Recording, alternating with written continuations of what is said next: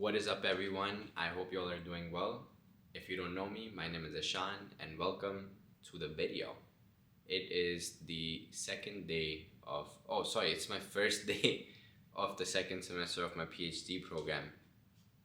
And it went great. I only had one class, but I had my research work that I did and went to the class, went to the gym, so all's good. Honestly, one of the most ideal days that I can imagine or hope for, and the goal this semester is to kind of stick to this routine. But anyways, and right now I just had so many thoughts in my mind. I journaled a little bit, and I was like, let me talk some stuff out on camera too. For 22 years of my life, which is basically in most of my life because I'm 24, I believed. Let me restart. For 22 years of my life, I believed that my internal happiness is gonna be coming from some sort of external source, whether that be love from parents or social validation, good grades in academic settings, or being able to play a lot of sports, being able to impress other people. Like, I genuinely, or getting that next job, making more money, etc., etc. The list goes on. And you probably resonate with this too, where you think that your happiness is gonna come after you get that next thing, or after you leave this job, or after you pass this class, or you know what I'm trying to get at. And for 22 years, I went believing that this was the way that life was supposed to be, and this was the way I'm supposed to live my life, which mostly just left me feeling very empty and left me chasing after these things in this external material world to try to change something that was completely internal. Over the past 2 years specifically, since I've gotten more in touch with my spiritual side that's always been dormant within me, I've come to realize that really external reality changes after internal change comes first. Anything that you want in the external reality is going to have to stem from something that you change internally. And the idea is that you start with the identification and the area of improvement, and then inspired action will lead you to genuinely put in the time and effort and work on this thing that you've committed to.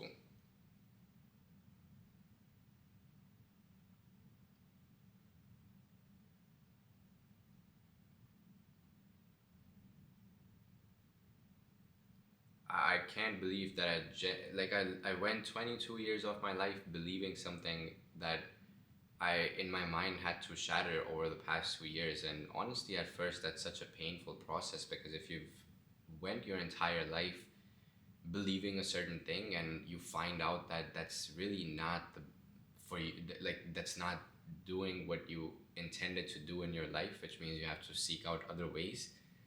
It's insane. It's insane because humans are not hardwired to change long-term held beliefs. We're not. And as we grow older, that pattern of learning new things starts to go down slowly. That's why it's harder to learn languages as you grow older, or even retain new information that's complex. It's tough. So being able to, but I'm not. I'm talking like I'm old as fuck, bro. Let me just rephrase that part. I am only mid-20s, so that's not stuff that affects me. So that's not my excuse. But what I was trying to basically get at was long-term held beliefs are something that's very hard to break from, and then start to believe in something that's entirely different, and letting it integrate into a part of who you are. So you're not just acting, but you're not just faking it or making it, but you're actively embodying that higher version of yourself. And that's what I'm saying, that when you start embodying a higher version of yourself, you naturally will see results in external reality. And this is the basis of the law of attraction and manifestation and all these things that we talk about in the spiritual realm. Like,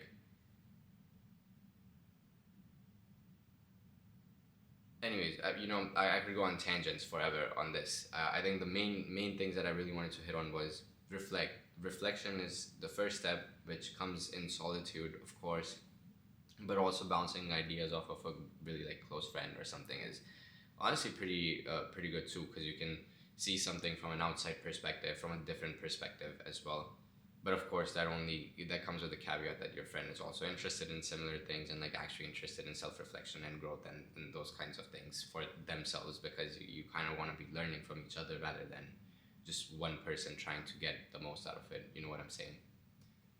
But reflection, and then identifying the area of improvement, and inspired action. And inspired action is a term that I first heard from Joe Dispenza, which basically encompasses that you're working for the thing that you committed to because you genuinely want to work on it and gain the skills in that process and becoming the person who's capable of doing those things. So something that I think about is, if this is the first example that came up in my mind, so I'm just have to say it. Like, if money's not really my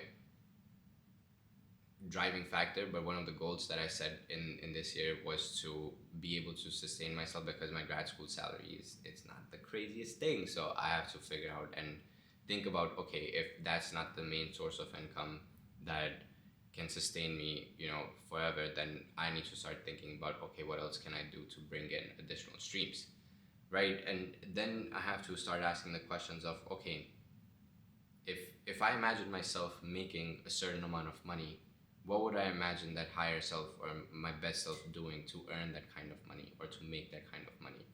And you sort of basically take yourself out from the present reality and try to tune in and observe a future reality that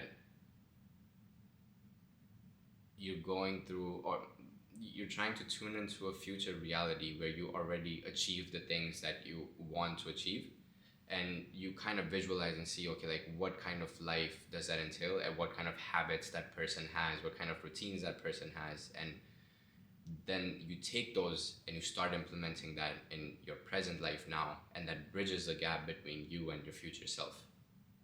That's basically the core premise. Already, 7 minutes in. Another thing, so that's on that part. Another reflection I had earlier today was from a YouTube video I was watching by How to Beast, David. Dude, first of all, big shout out to this guy, because I watched his self-improvement videos in high school. Like, that was really probably one of the main YouTubers that I watched that got me started on my personal growth and self-improvement journey.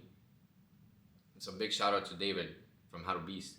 And I also just have to add that there are, of course, certain mindsets and habits that I found to be more effective for me, and I'm just being real, you know what I'm saying? And that's how you have to approach information intake with that mindset that not everything that one person says is going to work out for you, and you have to take whatever they're offering to and implement it and try it and stick with the things that work best for you, then tweak them, figure out different ways to make it more efficient. And you kind of have to tailor a routine that fits in your life, but it's not going to look the same for everyone. It's not cookie cutter. So that's all I'm trying to get at. But love the guy, love his learnings, teachings. But one of the things he said in his recent videos was he believes in following, like, he talked about how emotions should not dictate actions at all times. And completely agree, cannot disagree with that even one bit, because this is one of the learnings that I learned in corporate when I was working in the healthcare tech industry.